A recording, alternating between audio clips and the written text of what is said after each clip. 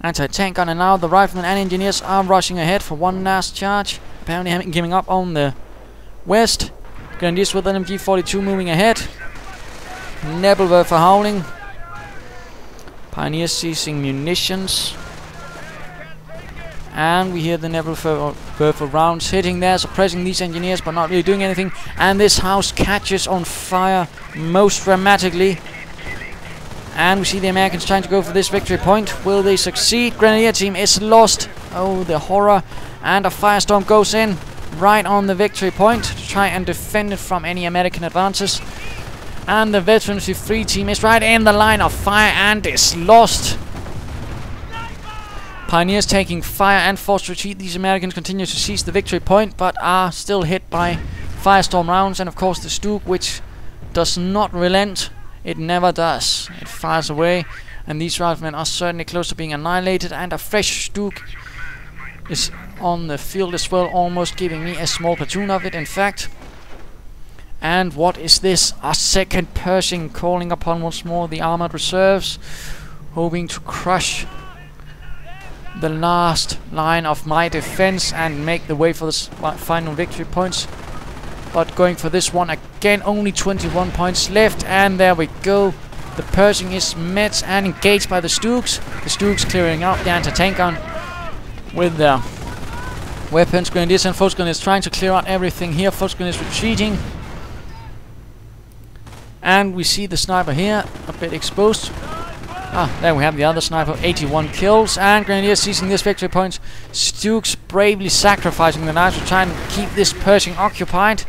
And the victory point here is taken. Will it be held?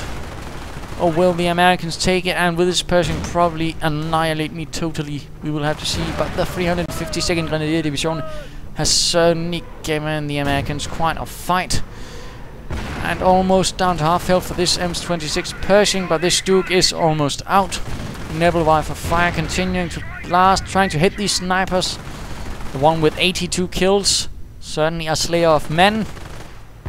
Certainly not a pleasant fellow. And Veterans 1 for this Pershing after having wrecked 2 Stugs. Fresh Grenadiers moving ahead to try and desperately protect this victory point from any advances. Americans going for this victory point, only 10 points left. What will I do? Not enough of a firestorm, and we see propaganda war going off, saying something most inspiring, not for them of course, and sending these Americans away. And it's certainly part of this ability that I've chosen the name Propagandacast. And snipers getting exposed, taking fire, trying to get close to this victory point, but looks like they might be cleared out, or they might not, I'm not entirely sure.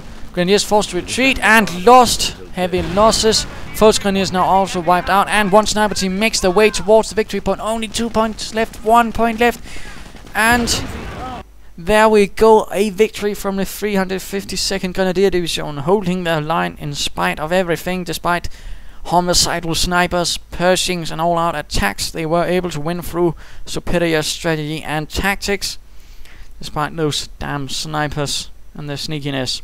So, what can we learn from this? Well, micromanagement isn't everything. Despite you might be good with snipers, that won't do you good if you don't have anything else. And of course, if your opponent is with a stronger grasp on the map and has you outnumbered for the most part, which I did, and constantly having him to get new snipers was of course a major drain in terms of resources. Of course, there were also a larger drain on me, but I didn't have to constantly replace entire units, mostly just members, and that is cheaper, rather than having to spend 340 manpower every time.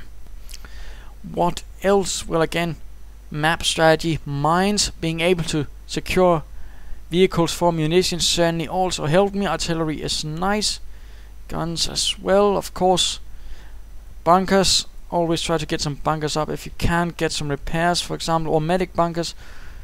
And that of course bit with on-map artillery, it is parabolic, so if you have a unit behind a building, it's of course going to be protected, as you saw with this Nebelwerfer, which certainly was to its advantage. And of course, don't throw bites constantly at the enemy if they get wrecked like that. That was my own bloody mistake. So there you go, I hope you enjoyed it, and if you did, why not subscribe or tell your friends, and if you didn't, why not send in a replay of your own. This is ImperialDane saying I hate snipers. but I really dislike the situation of the LMG 42 even more. Cheers!